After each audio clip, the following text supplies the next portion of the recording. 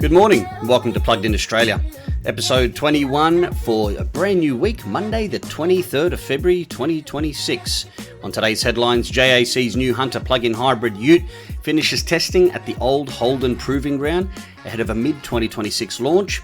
BYD and Denza set to roll out game-changing 1MW charging in Australia within the next 12 to 18 months. BMW injects real emotion into upcoming electric M cars while letting customers choose EV or combustion. Mercedes-Benz plans 30 new models, including plenty of EVs and plug-in hybrids. The auto industry writes off $70 billion on EV strategy resets. GWM offers free servicing to new plug-in hybrids. And China to mandate physical buttons in all cars. Without further ado, let's get into it. JAC Motors Australia has confirmed that its upcoming Hunter plug-in hybrid dual-cab 4x4 ute has completed the first phase of local validation testing at the former Holden Lang Lang Proving Ground, which is in Victoria. This is significant because Lang Lang was one of the most respected automotive testing facilities for decades, and JAC is using it to optimise the vehicle specifically for Australian conditions before the mid-2026 launch. The Hunter plug-in hybrid combines a 2-litre turbo petrol engine with 2 electric motors for a targeted combined system output of 385 kilowatts and 1,000 newton meters of torque, numbers that would make it one of the most powerful utes in its class when it arrives. Now, it's carrying a 31.2 kilowatt hour lithium iron phosphate battery that delivers up to 100 kilometres of pure electric range on the WLTP cycle, plus a useful 3.3 kilowatt vehicle to load function so it can power tools, fridges or campsite gear directly from the battery. Testing at Lang Lang focused on durability and dynamics, powertrain calibration, towing and load carrying capacity, on-road and off-road performance, acceleration, braking and the full suite of advanced driver safety systems. JAC says more than 50,000 kilometres of total Australian testing is planned, including public road validation to ensure the vehicle handles our unique mix of outback heat, corrugated dirt roads, highway cruising and city traffic.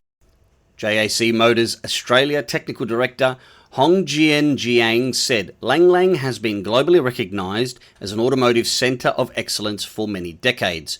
The extensive real-world testing we can replicate on its many arduous bitumen, dirt and off-road circuits all contributes to optimising JAC's first plug-in hybrid ute for Australian conditions and for Australian ute buyers. End quote. The Hunter PHEV will sit alongside the existing JAC T9 turbo diesel in showrooms and is positioned directly against the BYD Shark 6, GWM Cannon Alpha plug-in hybrid, and the Ford Ranger plug-in hybrid. It will be backed by JAC's 7-year unlimited kilometre warranty and 24/7 roadside assistance, which is the same as the rest of the range. For Australian buyers, this is another credible Chinese brand PHEV option that offers real electric-only capability for daily commuting while keeping the traditional ute strengths of strong towing, payload and off-road capability for weekends or work. The use of the old Holden facility shows JAC is serious about getting the vehicle right for our market rather than just shipping something designed for China. Expect final specifications and pricing closer to the mid-2026 launch, but the power and electric range figures already position it as a serious contender in the growing electrified ute segment. BYD and its premium Denza sub-brand have confirmed they will bring megawatt-level charging technology to Australia within the next 12 to 18 months. And this is genuinely one of the biggest infrastructure steps forward for practical long-distance EV ownership we have seen. The chargers deliver up to 1,000 kilowatts, more than double the 350 kilowatt maximum of the fastest public chargers currently operating in Australia. Using a battery buffer system that is trickle charged from the grid or from solar, the setup minimizes impact on local electricity networks while still providing peak power when a compatible vehicle plugs in. On BYD's Super E platform, vehicles with 1000 volt architecture, the system can add up to 500 kilometers of driving range in roughly 5 minutes, effectively matching the time it takes for a petrol or diesel tank. Denza COO Mark Harland has called it a quote-unquote a game changer. I think that's coming in second for buzzwords for the year, behind AI. That will leave traditional combustion vehicles behind on refueling convenience for compatible models. Initial rollout will focus on Denza dealerships and key highway locations, with testing already underway in China to measure real-world grid impact and vehicle compatibility. Now, not every BYD or Denza model will support the full 1 megawatt rate at launch. However, the technology is designed to work with the higher voltage platforms already in the pipeline. For Australian drivers, this directly tackles one of the last remaining barriers to full EV adoption on long trips, the 30 to 45 minute charging stop that many people still find inconvenient compared with a 5-minute fuel stop.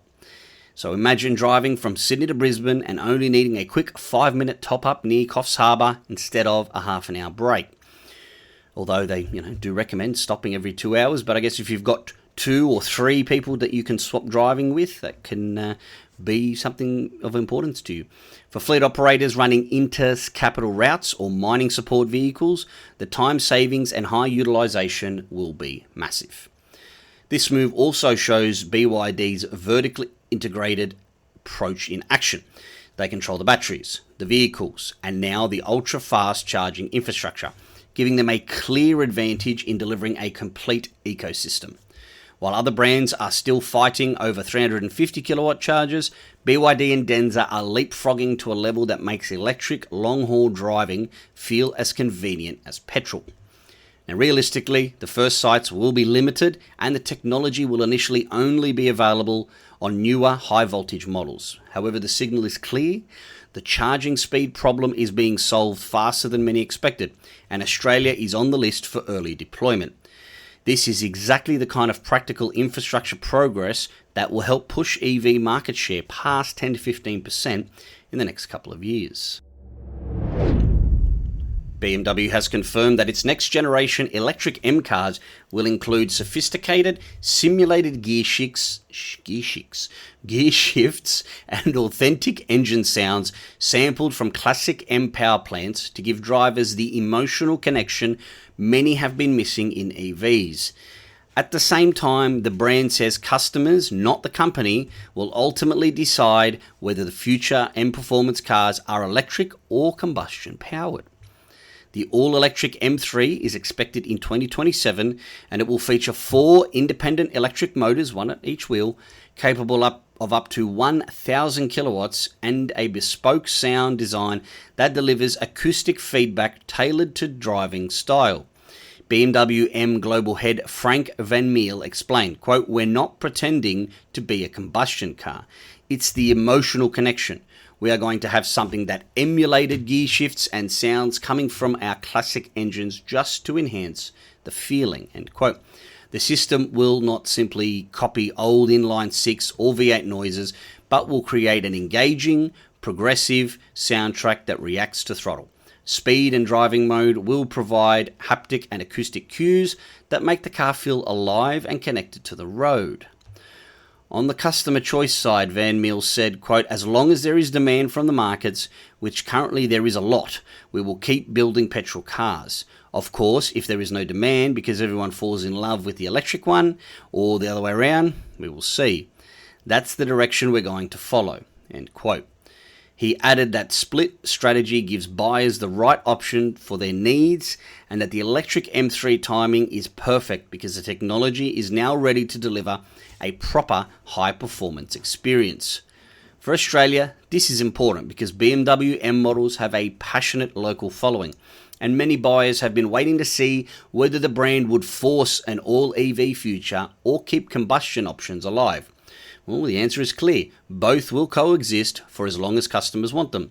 The electric M3 will arrive here around mid-2027, giving local enthusiasts the chance to experience the new technology, while the petrol M3 for those who prefer it. This balanced approach shows BMW listening to real driver feedback rather than chasing pure EV mandates, and it should help maintain strong residual values and brand loyalty during the transition. The combination of genuine performance, so your 4-motor torque vectoring is going to be crazy in the wet, or on the track for that matter, plus the emotional soundtrack makes the electric M3 sound like a car people may actually enjoy owning, not just admire for its efficiency. Now, hopefully they get it right, because I know I've seen plenty of reviews of cars with that fake sound, and I think all but maybe the Hyundai Ioniq 5N, all of the other ones, they say it sounds fake and they just turn it off. For me, I would probably just turn it off. It'd be very interesting to see. This is fantastic to see that BMW are going to give people, they say that they're going to give their customers choice, and that's what it should be. No one should be forced into driving an electric car. But I tell you what, once you get in it and you feel that instant torque off the line, it's going to be very hard to go back to a combustion car. I'll tell you that for free. Mercedes-Benz has announced it will launch 30 new or significantly updated models by the end of 2027 across its top-end, core and entry-level lineups, with a healthy mix of pure electric and combustion-powered vehicles. In 2026 alone, 16 new vehicles will arrive. They will consist of 6 electric and 10 internal combustion engines, followed by another 14 in 2027. Key electric and PHEV highlights include the facelifted EQS with improved battery and 800-volt architecture, the new electric versions of the E-Class and C-Class, a GLC EQ, and various PHEV options already landing or coming soon. Australian timing has not been confirmed for every model. However, the brand's local team has a strong record of bringing the newest technology quickly here. At the same time, major manufacturers globally are writing off tens of billions of dollars as they reset EV strategies to match lower than expected mainstream demand. General Motors has taken more than $7 billion in EV related charges for 2025. Ford is writing off $20 billion while pivoting away from some larger EVs. Stellantis has 22 billion euros in charges, and Honda has $2 billion as well. Total industry write-downs are now estimated at $50 to $70 billion. The reasons are consistent. Consumers remain price sensitive. Charging infrastructure and range anxiety are still real issues for many, and policy support has softened in some markets. So a lot of these guys were banking on, like in America, you've got you had the EV incentives, and so once they went away, all these companies were like, oh, no, we can't do it anymore. Well, instead of being like that, they needed to be like a company like Tesla, who was like, yep, this is great, this is a bonus. However, we still can make cars without them. We don't need it there. So you got to take all of these figures here with a grain of salt, big grain. Brands are shifting toward more affordable EVs, stronger PHEV offerings, and keeping combustion options where demand exists. For Australia, this dual story is actually positive. Mercedes continuing to invest heavily in both EVs and plug-in hybrids, showing confidence in our market, while the global reset by other manufacturers highlights that the transition needs to be customer-led rather than forced. Chinese brands like BYD and local favourites like GWM are filling the affordable end, while premium players like Mercedes and BMW are focusing on desirable, emotionally engaging products. The result for Australian buyers is more choice at more price points than ever before, without the industry collapsing under realistic timelines. GWM Australia has launched a limited time offer of free servicing for new plug-in hybrid customers on selected models, covering 3 maintenance intervals or 36 months, whichever comes first. The offer is valued at up to $1,595 depending on the model, and it will apply to the Haval H6 plug-in hybrid, Haval H6 GT plug-in hybrid, Canon Alpha plug-in hybrid, and Tank 500 plug-in hybrid. However, not the Tank 300 plug-in hybrid. It is available for orders placed between the 21st of February and March the 7th, 2026, with delivery by the 31st of March, 2026. This is a clear signal that GWM wants to remove any remaining hesitation around plug-in hybrid ownership costs and servicing. Now, as I've said before, plug-in hybrids still require combustion engine maintenance, oil changes, filters, etc., in addition to its electrical components. So covering those costs for the first 3 years makes the total cost of ownership a little more attractive compared with pure petrol or diesel equivalents. GWM has already the third most popular PHEV brand in Australia and the seventh best selling brand overall, largely on the back of its Hi4 electrified powertrains that combine strong performance, off-road capability, and electric-only driving for daily use. The free servicing offer could help accelerate further uptake, especially amongst tradies and families considering the Canon Alpha plug-in hybrid or larger Tank 500. For buyers, this is a genuine saving and a vote of confidence from the manufacturer that these vehicles will be reliable and low maintenance in real Australian conditions. And it's really another example of Chinese brands using some aggressive, however transparent customer incentives to win market share while building long-term loyalty. China's Ministry of Industry and Information Technology has proposed new standards that will require physical buttons for essential vehicle functions in all new cars sold there from July 2026, with the full implementation by 2027. The rules cover turn signals, hazard lights, horn, gear selection, ADAS master controls, wipers, demisting, emergency call systems, and the EV power off switch. Buttons must be at least 10mm by 10mm, fixed in position, provide haptic or auditory feedback, and remain operable even after power loss. The move is driven by safety concerns. Euro NCAP and ANCAP already deduct points in 2025 and 2026 for vehicles that force drivers to use touchscreens or menus for basic controls while driving. China is responding to the same data, showing increased distraction from overly screen-dependent interfaces. For Australian buyers, this matters because the vast majority of new EVs and PHEVs we import come from China.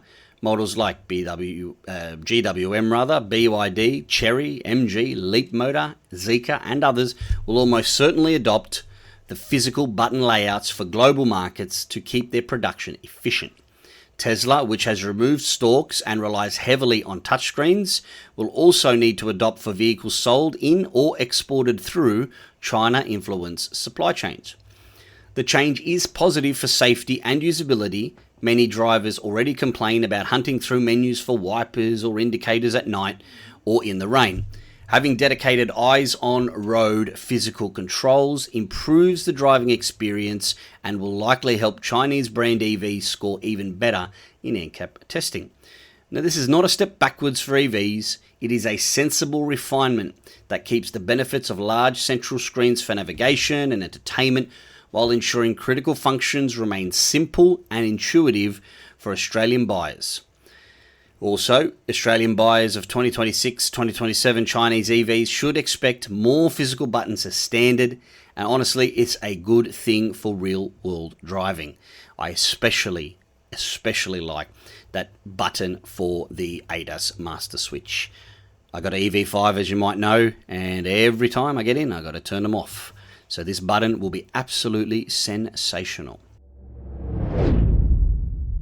BYD Australia boss Stephen Collins has made it clear in interviews recently that battery technology remains the single biggest factor that will drive EV adoption higher. While range is important, Collins notes that the real tipping point for skeptical buyers involves a combination of range, charging time, charging availability, and affordable home charging solutions. Most Australians charge at home, so BYD is focusing on making wall boxes cheaper and easier to install. On public charging, Collins points to rapid improvements overseas, as we've already mentioned, the megawatt chargers, your 5-minute top-ups, and obviously that's coming here to Australia.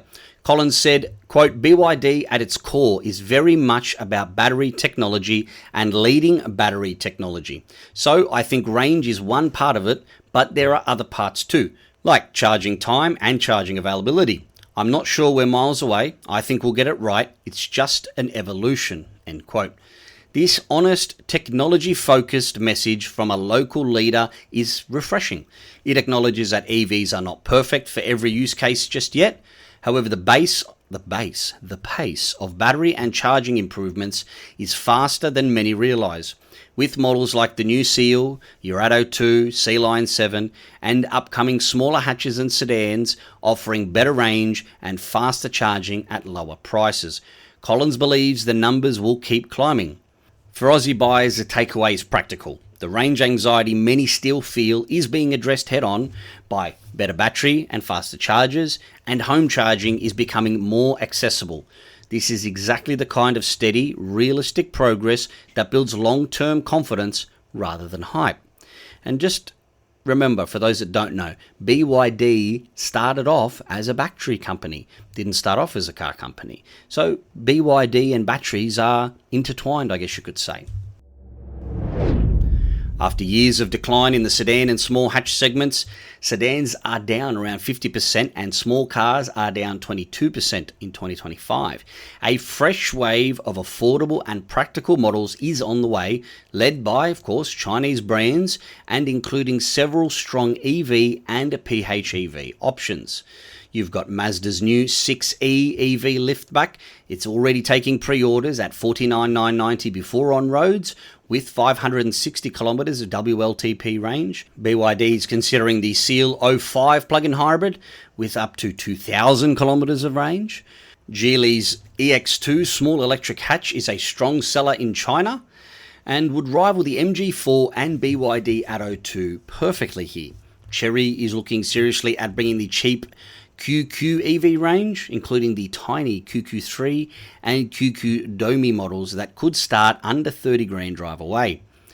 These cars are arriving at a time when many families are looking for a second or third vehicle that is cheap to run, easy to park, and still practical for daily life.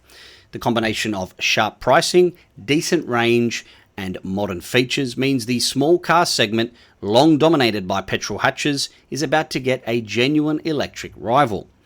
For Australian buyers, this is welcome news. It gives more choice below 50 grand and proves that EVs and PHEVs do not have to be large SUVs to make sense. The revival of sedans and hatches will also help manufacturers meet tightening NVES targets more easily, keeping prices stable across the broader market and giving families more affordable options to electrify their second car. Norway became the first country in the world to effectively end sales of new petrol and diesel cars through aggressive incentives and policy, and the latest 2026 data shows the transition is working without the economic disaster some predicted.